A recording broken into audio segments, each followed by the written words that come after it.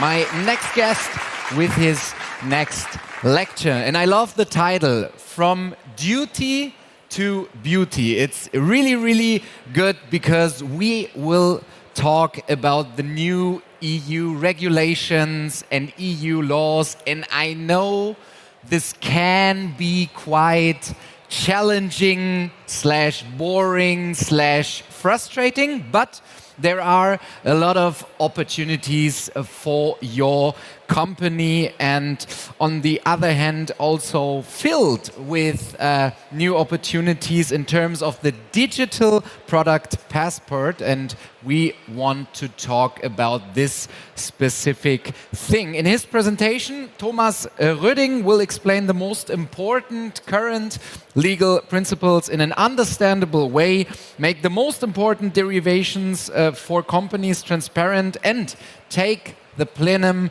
live into the current practice of digital product passports. He is the CEO of Narravero, but he has also a vital role that he is taking on voluntarily, and he will explain to you what that is and why. Please welcome him with a round of applause. Thomas Rödding.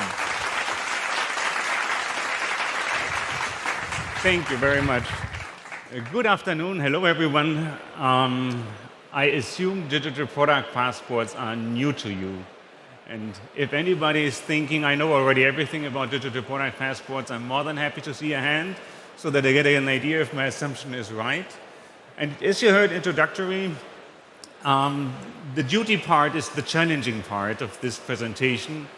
I hope it's not going to be boring. It's just giving you a bit of an idea why the digital product passport is important to every business in Europe and every business outside Europe that's transferring products into Europe. The second role that was just mentioned is for those of you who are probably not familiar with standardization. The second role is Zenelec. It's the combination of the two major European standardization bodies. And whenever there is something big happening by law, then usually people start asking, okay, and how do I actually do that? And for this question, they need standardization bodies. And the Zenelec JTC24 has been appointed by the European Commission to define all those standards companies need to use and to facilitate in order to make digital product passports alive. And in that committee are working about 200 experts, and I'm serving voluntarily as a co-chair together with the chair, who is from Fraunhofer. So that's the technical part, and I promise it's going to be not too much of this technical background. A little overview about if I get the next slide, then I would, I guess I need some support. Because this one, oh, there it is. Now it's working. So just a quick overview regarding the Brussels regulation that is often overwhelming. It is more than 25 plus current procedures that are somehow related to this term digital product passport. Lots of different categories help a little bit to get an overview. There are a couple of business behavior regulations like the supply chain due diligence, for instance. There are product quality regulations. There are consumer-related regulations like the right to repair. And then there are certain sector-specific questions. Just to name one is the toy safety, because I like that as an example. One of the questions coming up often is, do all of these regulations apply to businesses of all sizes? It depends, is the answer, and depends, for instance, for toy safety. It doesn't matter if the toy has been made by a small company, by a medium-sized company, or by a big company. All toys may not be toxic and must provide safety. So lots of those regulations are ignoring the size of the economic operator. Some others consider it. To keep it short, the impact of all these regulations is there's a lot more documentation needed. I guess some of you are already familiar seeing in the company sustainability, carbon footprint, and a lot of those questions being on the table for new documentation. Just to take 3 out of this list, in my personal understanding, the big one on the top, the eco-design for sustainable products regulation, sounds a bit like, oh, this is just another eco-design directive version 2. I think that's misleading. It is a major change. The other ones are probably already in some of your businesses present, like the deforestation for some sourcing, or the sustainability, or the German word, the Lieferketten-Sorgfaltspflichtengesetz. Like all these short words help to create just more documentation. But to give you an idea, the eco-design regulation that has just been released today and 2 months back, so 1 day and 2 months back, that regulation entered into force for all 27 member states immediately. So not everyone is too much into the legislation part, but directives are something where we have a national transition phase, and that takes a while, and all these different ideas are somehow in a similar law implemented. Regulations are immediately effective across Europe for everyone, and word by word, as written in the ESPR. And the headline already says one thing. To keep it simple, a digital product passport is a digital piece of data that will be mandatory for every product you can touch, every physical product. In other words, services not, credit contracts not, but everything you can touch. The chair you sit on, the food you consume, the furniture, the clothes you wear, everything will need a digital product passport. And to give you an idea what the 200 pages of law roughly say, there are at least in Europe 16 categories of information that are obligatory content of a digital product passport. And as you obviously can see, they are all sustainability driven. They are all coming from the concept of the Green Deal. If we want to do something for a better climate, to put it in simple words, we need to bolster circular economy. And if we want to do circularity, and we do not have any information, then that is pretty hard to actually do. Therefore, the passports will contain a lot of these different information pieces covering the provenance of a product, but also, and that is like transitioning to the interesting part, information on upgradability, repairability, how to prolong the lifeline of a product, and last but not least, also information for a proper end-of-life treatment, how to regain materials, refurbish, to save sources in the orange part. And the preliminary list of priorities, who is actually affected by this law, how fast, is the right side. The lineup is 12 different sectors, and there are more lists like that. But giving you an idea, ranking number 1 is everything we wear, if it's clothes, textiles, if it is footwear. Second one is furniture, and so there are a couple of other sectors coming, cosmetics, batteries are already in place. And you see somewhat, a couple of these sectors are in this list, and also intermediate products like iron, steel, aluminum. And before it gets now all too much in the technical part, the summary is 5 important facts. Every product that comes into the European market, whether it's produced here or imported, must have the digital product passport. It is more than a passport, it's more like a chronicle of a product that is continually updated. So if you buy a bike, you get a passport. If you repair your bicycle and you change something, the passport is updated. And it will provide sustainability and traceability information, and somehow it is linked to your real product, your physical product, by either a QR code or an NFC tag as of today's technologies. But on a midterm perspective, there might be other technologies available as well. One simple sentence, probably shocking you from an e-commerce point of view, is a passport must be accessible prior to making a purchasing decision, including online sales, which means that every online shop will have to provide access to such passports so that consumers can compare products or get the information at least to make a so-called conscious decision, a better informed decision about their buying decision. That was the duty part. Now I'm seeing that I'm losing a bit of time, so I'll rush a little bit more into the beauty part of it. That was legal.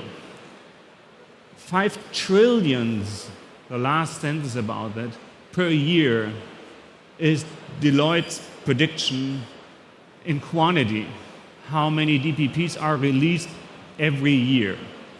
It ranges from 2.8 to 7.6 trillion, a huge number, and actually this study covers only 5 sectors, so there are probably even much more. Taking the 5 trillions and talking about beauty, let's talk about the nice other side of life.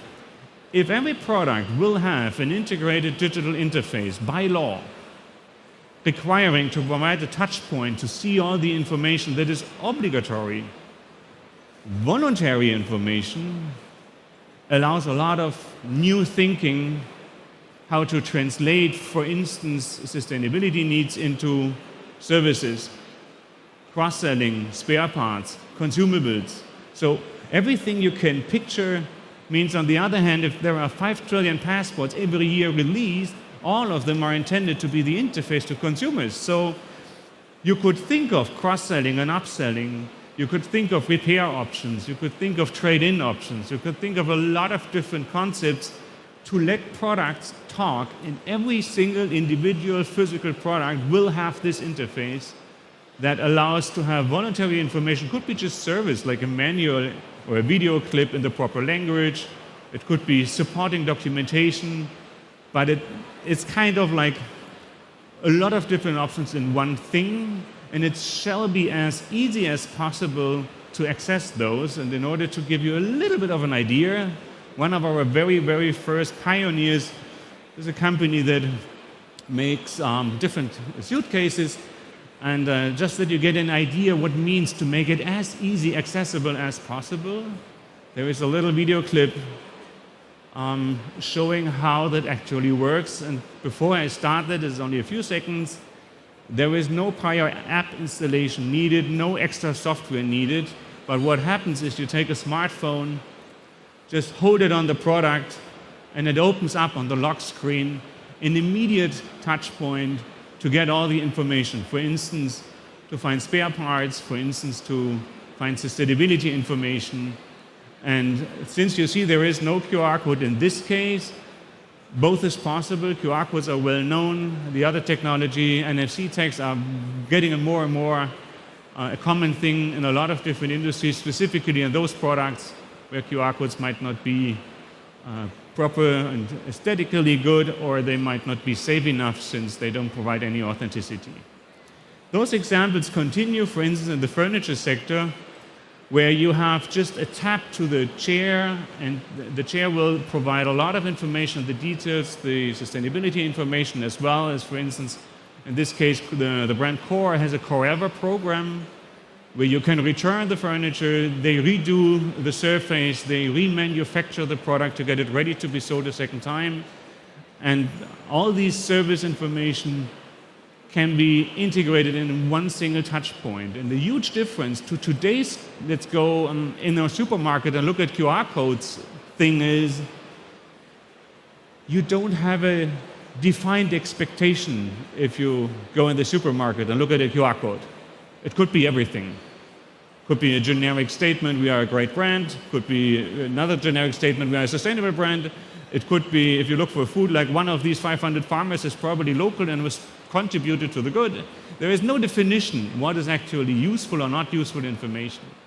This will change fundamentally by the implementation of the ESPR. And on top of that, there are opportunities you could think of as listed in this slide a little bit, influencers and social media integration. If you think about fashion applications that you have right away integrated for the brand, talking to the same audience group or the target group, the proper influencer being promoted in that. You could also have sustainability features like reselling fashion or repairing fashion, like knowing a service provider who's willing to do a couple of handcrafting jobs to get something fixed instead of throwing it out. Specifically, the textile sector, like regardless if it's the chair and the textile surface of the chair or if it is fashion, they also face a huge challenge in very short time because next year, in summer, part of this already released and adopted law is the ban of destruction for unsold goods in the textile sector. Simply speaking, there's a strong impact on business models towards sustainable business models. Fashion companies cannot throw out the products anymore that they haven't sold in a season. The intention is obvious. The European Union wants to change business models, thinking in a more modern way to products as a service, consumer-centric features, and on top of that, last but not least, extra benefits.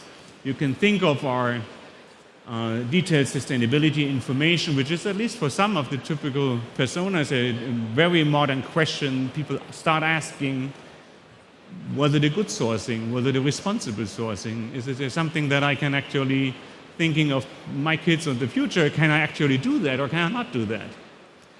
The after-sales experience, thinking from e-commerce point of view, is, I think, is a new chapter. Usually, 90% of e-commerce looks towards selling at the contract. Having a digital channel in the product to the consumer opens up a new thinking. What could I provide as supporting services once the product is at home and this passport is intended to be part of the product for the entire lifeline? Last thing for all the buzzword chatbots and artificial intelligence. There are already prototypes out where you can literally talk to your product. Conversational AI as a part of a passport, giving you proper answers for difficult questions, giving you helpful extra features, thinking in a way like they could be transactional. Can I find a repair shop and can I book an appointment? Can I order something right away that's exactly matching this product and I do not need to search anymore if it's actually compatible? Because all the information is already integrated into the passport. One last thing, the concept of digital product passport is not only a European thing. The same initiatives are in different stages happening at the United Nations, called the United Nations DPP. There is another one happening, of course, in China from a Chinese government perspective. The United States have just released 3 weeks ago a custom border protection press release requiring products to provide a passport at the border before they actually enter the United States. So, in a simple word, it's a change happening to every product you can touch. The timeline is a super fast speed. The European Union did their legal act in about 2 years. I would say that's Olympic speed for European legislation. And the other countries and territories with their jurisdiction are in a similar concept and process, maybe not that advanced yet, so kind of like that's the leading part of Europe. Thank you for your attention. I wonder what the digital product passport will mean to you in the near future, but I'm sure you yourself, your companies and your clients will have to deal with it. And so, since it's happening now, it's time to act now. Thank you very much.